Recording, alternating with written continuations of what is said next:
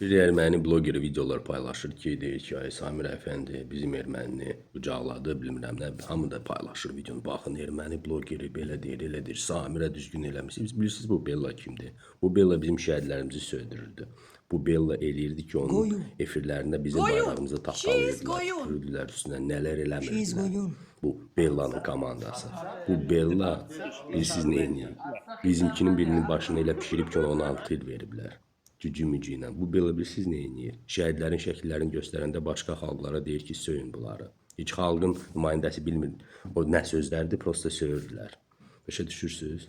Heç vaxt bizimkini erməninin ayağına atmayın. Bizimki bizimkidir. Özümüz öz problemimizi həll eləyərik. Amma erməni bizimkini yaxşılayırsa o deməkdir ki, marağı var. Erməni pis deyən bizimkini pisləyirsə, bizim xeyrimizə. O deməkdir ki, ona lazımdır ki, xalq öz içində bir-birini qırsın. Ağıllı olun, biraz bunun biyografiyasını oxuyun. Biz onu deport eləmişik Belarusiyadan, Ermənistanda yaşayır. Həyat yoldaşına, ailəsinə atıb indi bir qızla ailə qurub orada yaşayır. Biraz maraqlanın da nədir, nəkidir.